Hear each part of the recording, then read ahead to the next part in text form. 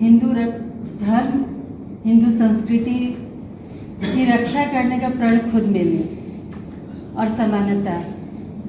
अभी सर ने जो बात कही मैं उसमें सारी बातों से मैं सहमत हूँ और सुझाव देने की बात तो मैं क्या कहूँ, लेकिन मैं इतना जरूर कहूँगी कि एक वैश्विक परिदृश्य में विश्व के साथ चलने के लिए जो सबसे बड़ी हम लोगों ने अपने घर, परिवार और समाज में एक मानक तय किया हुआ है वो है शिक्षा।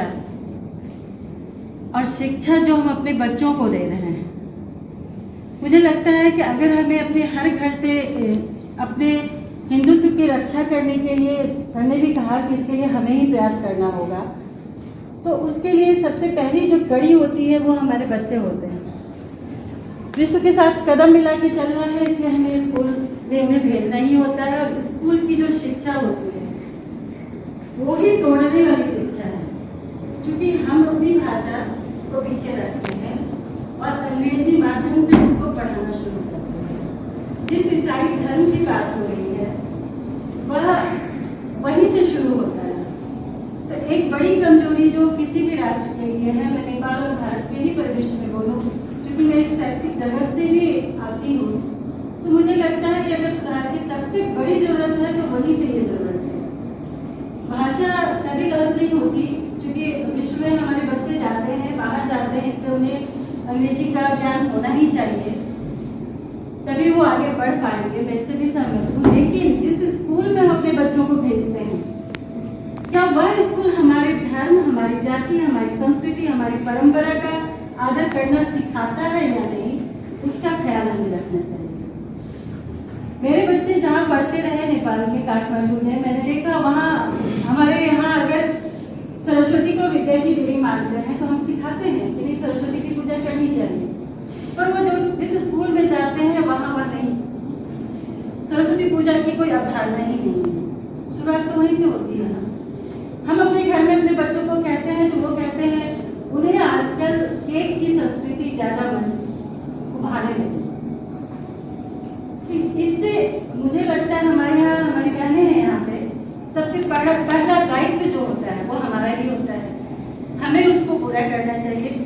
और उसके साथ साथ हमारे हम जो अपने बच्चों से आकांक्षा रखते हैं और जो उनके सामने प्रतियोगी भावना रखते हैं, शायद ये बहुत बड़ा कारण है कि वह उनके अंदर बस एक ही जज्बा होता है कि उन्हें कमाना है।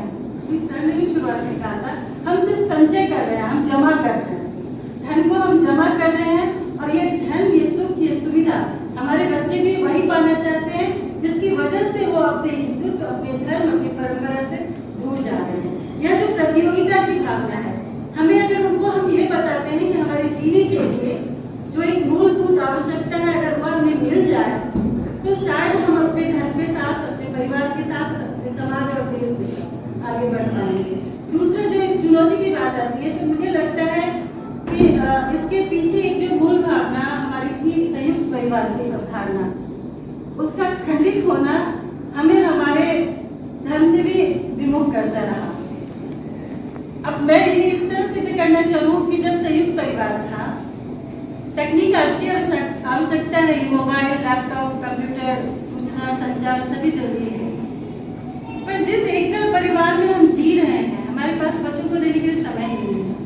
पर जब वो संयुक्त परिवार में होते थे तो उनके पास उनके दादा दादी, नाना नानी, चाचा काका, मामा, और वो जो उनका दिल बहलाते थे अपनी कहानियों से, अपने धर्म ग्रंथ की बातों से, उनके लिए उस समय वो राम, लक्ष्मण, महाभारत, गीता बहुत अजनबी नहीं था।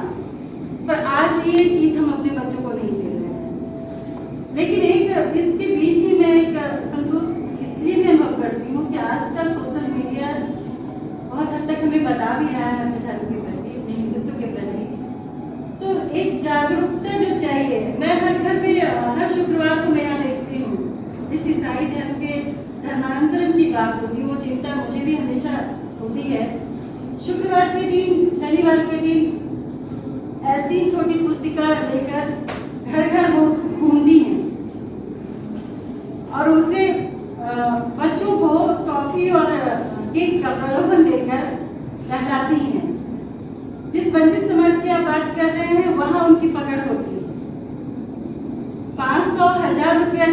उन्हें खरीदने का काम करती हैं। तो हमारी ऐसी संस्था विश्व हिंदू परिषद, मैं खरीदने की बात नहीं कर रही, पर हम अपने घर, अपने समाज को अपने धर्म से, अपने आप से कितना परिचित करवा रहे हैं, उसकी आवश्यकता है। हमारे यहाँ हमारे सभी बड़े हैं, युवा वर्ग जो है, ये दायित्व उनका बनता है। जिस तरह वो घर घर भटकते हैं, अगर हम अपने धर्म की सही परिभाषा, हमारे बच्चे हमसे सवाल कर देते हैं क्या है हिंदू धर्म में, उसमें तो छुआछूत है, जातिगत विभेद है। ये गलत व्याख्या जो दी गई, उस व्याख्या को परिभाषित, उसका पुनर्मूल्यांकन करके अगर हम अपने बच्चों तक पहुंचाए तो कोई इसमें शक नहीं, अगर खून हमारा है तो हमारी बात जरूर समझेंगे।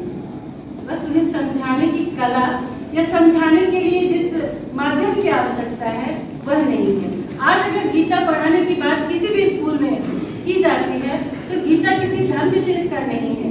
मुझे जहाँ लगता है कि गीता की एक एक बात हर व्यक्ति के लिए, चाहे वो किसी भी वर्ग, किसी भी समुदाय के लिए है, तो उसके लिए आवश्यक है। उसे किसी धर्म से न बांधकर अगर हम उसे किसी विषय के रूप में पढ़ाएं तो हमारे बच्चे जरूर उससे परिचित होंगे। हम अपने वेदों का, कि बच्चों वेद, अगर वेद पाठी विद्यार्थी है तो वो वेद जानते हैं, पर आमतौर पर स्कूल में वेद के लिए भी पुराण नहीं है। अगर उसकी गलत बात है तो वो कह देंगे कि मनुस्मृति में ऐसा ऐसा लिखा गया, इसलिए मनुस्मृति हमारे लायक नहीं है। पर उसकी काट के तौर पे हम उसको क्या बताना चाह रहे हैं, हमें उसकी कोशिश करनी चाहिए। ये जो हमारा प्रयास होगा तो निसंदेह, मैं एक छोटी सी घटना कहूँ जिस ईसाई धर्म की बात हो रही है, कि एक बार यही पाटन हॉस्पिटल में मेरा बेटा बीमार था। उस वक्त वो 3 या 4 साल का था। तो स्वाभाविक है, मैं तो एक मानसिकता होती है, आपका मनोविज्ञान किस तरह काम करता है दूसरे के लिए, मैं बस उसके लिए उदाहरण देना चाहती हूँ। शाम का वक्त था, बच्चा बीमार है तो माँ को उससे बड़ी तकलीफ कुछ नहीं हो सकती है। मैं उसके साथ थी और उसी पाटन हॉस्पिटल में 2-3 महिलाएं आई और उन्होंने, ऐसा नहीं था कि वो पढ़ नहीं सकती थी, पर वो मेरे पास आई कि इस भाई अली पढ़ेगा स्कूल।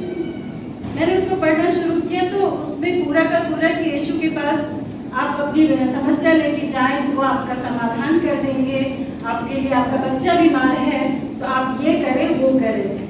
मैंने वो पढ़ दिया और मैंने सिर्फ उनसे ये कहा कि अगर यीशु आपके सबके लिए है तो कोई आवश्यक नहीं कि वो मेरे लिए नहीं सोचेंगे।